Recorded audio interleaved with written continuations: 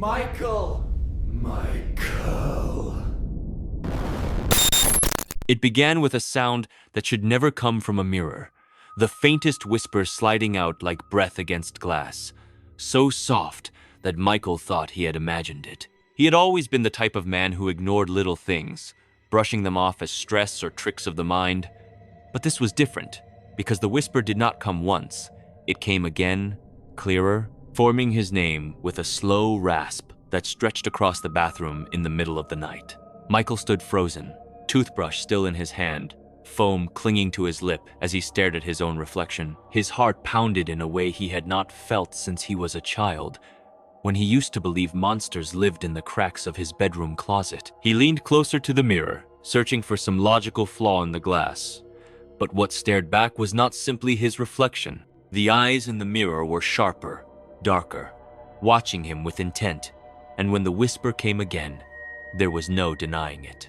The mouth of his reflection had moved independently, forming his name Michael with a smirk that was not his own. He stumbled back, heart hammering, but the reflection only leaned forward as though pressing against the glass, eager, hungry, alive.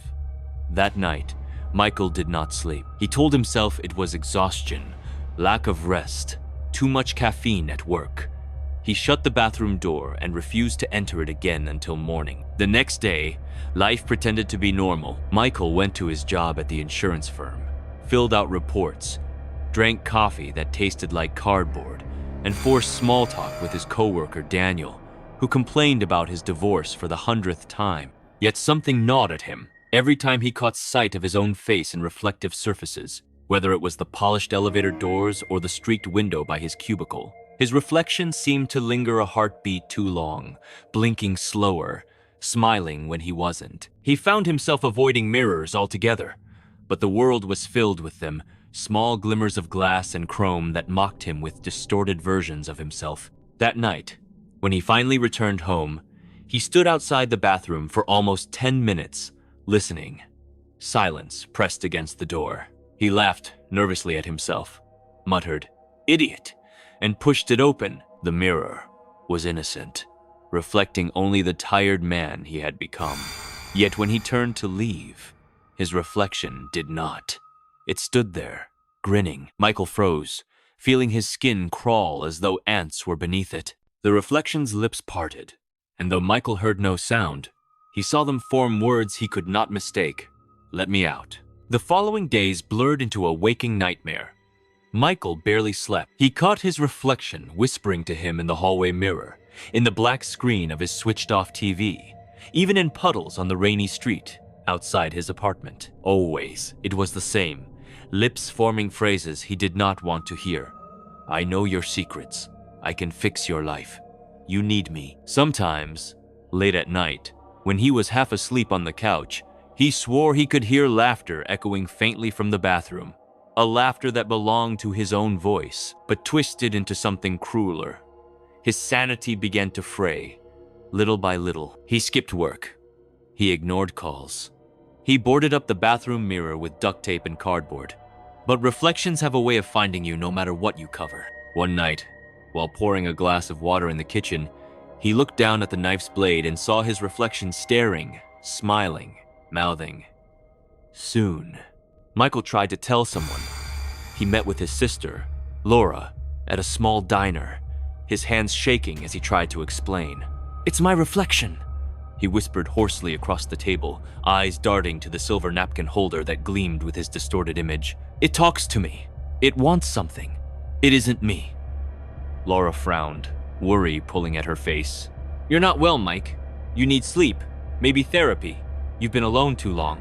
He wanted to scream at her, shake her, drag her to his apartment and show her the mirror, but he didn't. Instead, he swallowed his words and stared into his coffee, where the surface rippled, and the reflection within it grinned. When he looked up, Laura was still speaking, but her voice had turned faint, drowned out by the sound of his own voice whispering from the cup. He shoved it away so hard it spilled across the table, burning his hand. But all he could think of was how close it was getting. By the 5th night, he could no longer tell if he was dreaming or awake. He woke once to find himself standing in the bathroom, the duct tape torn away, the cardboard ripped down, the mirror clear and waiting. His reflection leaned close, pressing its hand against the glass. Michael lifted his own hand without meaning to, and when their palms met, the cold of the mirror vanished. It felt like flesh. He yanked away, stumbling back, sweat soaking through his shirt. "What do you want?" he whispered, voice cracking. His reflection smiled wider than his face could ever stretch, and this time it answered in a low rasp that echoed through the walls. To live. The next morning, Michael called in sick to work. He unplugged his TV, covered every reflective surface he could find, and even threw away the polished silverware. Yet it wasn't enough. The reflection found him in windows of passing cars, in the dull shine of his phone screen, even in his own eyes reflected faintly in glass. Each time, it whispered the same thing, coaxing him, tempting him. He tried to resist. He tried to stay awake, stay sane, but on the seventh night, something broke. He awoke to the sound of his own voice, clear and sharp, calling his name from the bathroom. He should have run. He should have left the apartment and never looked back. But his legs carried him forward, dragging him toward the mirror like a moth to flame. He stood before it, trembling, staring into the eyes of himself, but not himself. The reflection tilted its head, curious, and whispered, "All you have to do is let me in."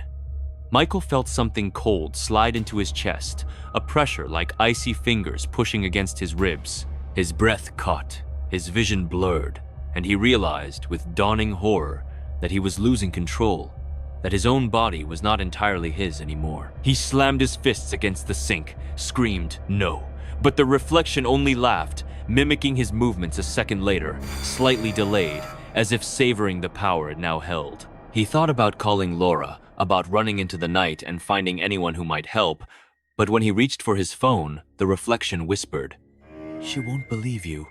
No one ever does. But I do. I am you." That night, Michael sat in the dark, staring at his own face in the black screen of his phone. His reflection blinked out of sync, grinned, and then whispered one final word that chilled him more than anything else. Soon. Michael sat in the darkness of his apartment, with every light off, every reflective surface covered with blankets, duct tape, and even sheets of newspaper. But he still felt the weight of eyes on him, waiting just beyond the thin veil of fabric, staring, breathing, mocking. He had not slept in days, his mind fraying with exhaustion. But every time his eyelids drifted shut, he would see himself smiling from behind the glass, calling out in whispers that slithered into his ears until he woke with a scream lodged in his throat. His body trembled with weakness. Hunger gnawed at his stomach because he had stopped leaving the apartment altogether, terrified that even the polished metal on a stranger's watch or the reflection in a puddle would give it more power. And the truth was, he no longer knew if he was awake or dreaming, if what he saw was real or madness, unraveling him piece by piece. He thought of Laura, his sister, wondered if he should call her. But the thought of her voice, mixed with his reflection's laughter, made bile rise in his throat. On the eighth night, when thunder rolled across the sky and the city outside drowned in rain, Michael heard a knock at his bathroom door. Soft, patient, deliberate. He sat frozen on the couch, listening, his skin crawling with dread, because there was no one inside that bathroom, yet something stood there, waiting. The knock came again, louder, echoing down the hallway, and then his own voice followed, muffled through the wood, calm, almost kind. "Michael, let me out!" He shook his head violently, covering his ears, rocking back and forth like a child as if he could drown it out. But the knocking continued, steady, relentless, the sound of knuckles dragging down the hollow door. He staggered to his feet, screaming for it to stop, but the door shook violently, the knob rattling as if pulled from the other side.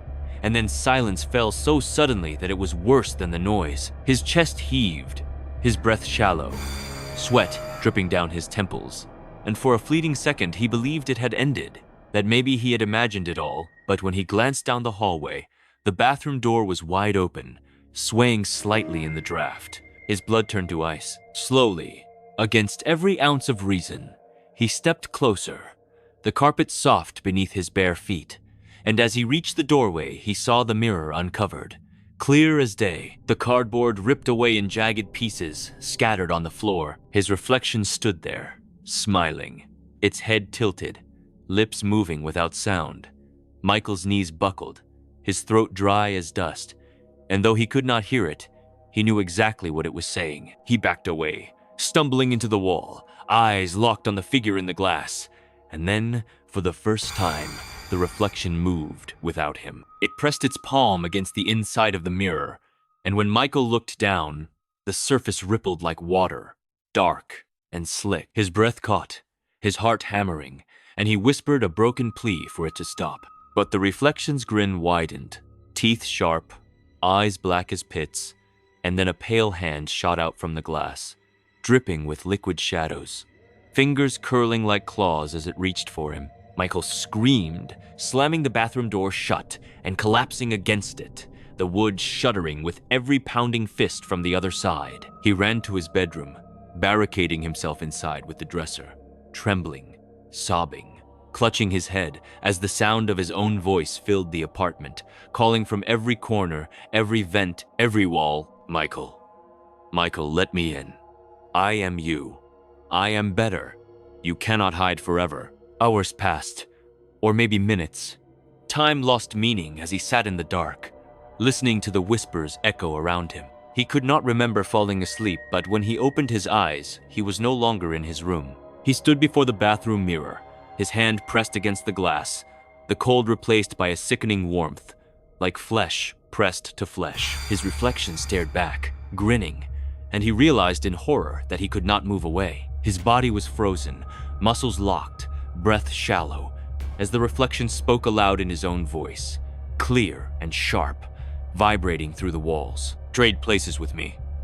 The mirror rippled beneath his palm, pulling, tugging, drawing him in like quicksand. He tried to scream, tried to tear himself free, but his arm sank deeper into the glass, his skin vanishing into the dark surface as though it were liquid. He felt himself being split apart, his very essence drained from his body, his chest tightening as the reflection stepped forward, rising out of the mirror like a shadow peeling itself from his soul. Michael fell to the floor, gasping, but when he looked up, it was his own face that stared down at him, alive, breathing, moving freely outside the mirror. The reflection leaned close, whispering with venom and delight. "Thank you." Before Michael could move, the figure stepped over him, stretching, flexing its fingers, taking in the apartment with a look of satisfaction. Michael scrambled to the mirror, desperate. But when he pressed his hands against the glass, his reflection remained on the outside, while his own face on the inside mirrored his movements, trapped, pounding against the surface. His screams echoed, but no sound left the mirror.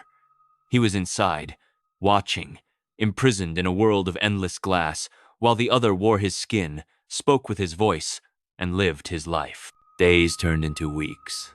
Michael could only watch as his double walked the streets, smiled at Laura, went to work, lived as though nothing was wrong. From within the mirror he screamed, begged, clawed, but no one heard him. The glass became his prison, endless and cold, surrounded by faint whispers of others who had suffered the same fate, voices that cried from the shadows, forever trapped. At night, when the apartment grew dark, he saw them, faces pressed against the edges of the mirror, distorted, broken, all of them, once human, now nothing more than echoes. The truth dawned on him with unbearable weight. This had happened before, countless times, and each reflection was a prisoner, while the impostors walked free, feeding, living, replacing. One evening, Laura visited again. Michael pounded against the glass as she sat on the couch, laughing with the thing wearing his face. He screamed her name, begging her to see, to understand, but she only leaned against her brother's shoulder, comforted by the warmth of something that was not him. His heart shattered as the reflection's grin spread wide, its hand brushing Laura's hair as if claiming her too. Michael screamed until his throat tore, until blood smeared the inside of the mirror, but it was no use. He was gone. The life he had known was no longer his. Time lost all meaning. Weeks became months. The faces in the mirror grew closer, whispering to him, their eyes hollow, their mouths twisted in eternal screams. He began to wonder if he would forget who he was, if his identity would dissolve into the void, another faceless soul pressed against glass for eternity. He tried to fight it, tried to remember Laura, his job, his apartment, but even those memories began to fade, replaced by the laughter of the thing wearing his skin. The last thing Michael saw before the darkness swallowed him completely was his own face, living, smiling, leaning toward the mirror one last time to whisper the words that echoed through him like a curse. "You are me now." And then Michael was gone, lost forever, in the prison of reflections. Another ghost, behind the glass, waiting, watching, whispering, until the next unlucky soul leaned too close to the mirror and heard their own name spoken back.